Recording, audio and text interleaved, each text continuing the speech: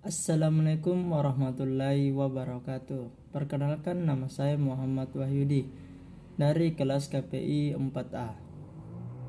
Nah, kali ini saya akan membuat sebuah video tentang public relation dan manajemen krisis.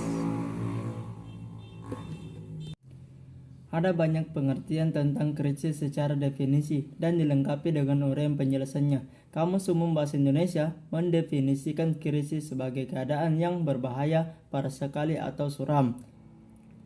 Webster News World mendefinisikan krisis sebagai a turning point in the course of anything, yang artinya suatu titik dalam sesuatu. Krisis public relation adalah peristiwa, rumor, atau informasi yang membawa pengaruh buruk terhadap reputasi, citra, dan kredibilitas perusahaan. Banyak perusahaan berpikir bahwa krisis public relation hanya akan menyerang perusahaan besar, padahal krisis dapat menyerang siapa saja, baik individu, organisasi, maupun perusahaan, kapan dan di mana saja.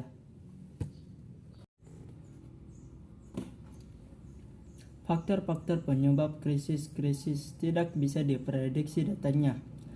Jalan terbaik untuk menghadapinya adalah mengetahui dan membuat perencanaan. Menurut Virsan Nova dalam bukunya Bagaimana Public Relation atau Humas Menangani Krisis Perusahaan, krisis terjadi karena disebabkan oleh hal-hal pertama, krisis karena bencana alam. Tipe paling relevan dari krisis adalah disebabkan oleh bencana alam. Bencana alam seperti gempa bumi, letusan gunung berapi, banjir, dan kebakaran dapat terjadi di lingkungan sekitar kita dan manusia selalu tidak berdaya menghadapinya. Yang kedua, krisis karena kecelakaan industri. Krisis ini karena kecelakaan industri cukup bervariasi, mulai dari mesin yang tidak berfungsi sebagai mestinya, kebakaran, hingga kecelakaan kerja. Jika krisis ini terjadi, maka perusahaan harus memberikan perhatian secara penuh dengan memanfaatkan sumber daya yang ada. Kecelakaan industri yang dapat menyebabkan kematian biasanya menjadi magnet bagi media. Yang ketiga, krisis karena produknya yang kurang sempurna. Dalam bisnis, perusahaan menghasilkan produk yang terdiri dari barang atau goods dan jasa atau service. Barang dan jasa juga memiliki potensi krisis. Hal ini mungkin saja terjadi karena produk yang dihasilkan cacat atau kurang sempurna. Walaupun sebelumnya perusahaan telah melakukan riset dan teknik pengembangan produk. Selanjutnya, krisis karena hubungan kerja yang buruk. Hubungan kerja yang buruk antara pekerja dan perusahaan dapat menjurus pada krisis besar. Krisis ini dapat mengarah pada kondisi tidak terkendali yang serius dalam operasional perusahaan. Yang kelima, krisis karena terkait masalah kriminal. Krisis yang terkait masalah kriminal belakangan sering terjadi. Krisis ini merupakan ancaman besar untuk beberapa industri seperti pariwisata, perbankan, dan penerbangan. Krisis yang keenam adalah krisis keuangan. Krisis keuangan adalah krisis yang terjadi karena perusahaan mempunyai masalah cash flow atau likuidasi jangka pendek dan kemungkinan pailit di masa yang akan datang. Krisis keuangan yang terjadi di Amerika sepanjang tahun 2008 membuat banyak perusahaan bangkrut. Yang ketujuh, krisis public relation.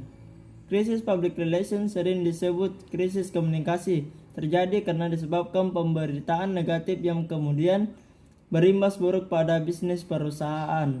Strategi public relation dalam merespon krisis perusahaan sebaiknya selalu memiliki rencana dalam menghadapi krisis dan menghindari keputusan yang justru akan membuat strategi terperosok lebih jauh dalam krisis. Mereka harus tahu skenario terburuk yang akan terjadi dan harus mempunyai kontingensi plan dalam menghadapinya. Apabila pencegahan krisis tidak berhasil, maka menurut 6 langkah berikut segera harus diambil. Yang pertama, melakukan penilaian yang objektif terhadap penyebab krisis. Yang kedua, menentukan apakah penyebab terjadinya krisis memiliki dampak jangka panjang atau hanyalah fenomena sesaat. Yang ketiga, perhitungkan setiap kejadian dalam krisis dengan cermat sehingga setiap peristiwa yang terjadi dapat diantisipasi dengan baik. Yang keempat, memusatkan perhatian pada upaya menyelesaikan masalah.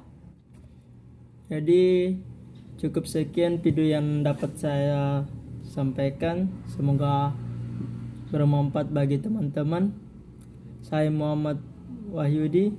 Akhirul kalam. Wassalamualaikum warahmatullahi wabarakatuh.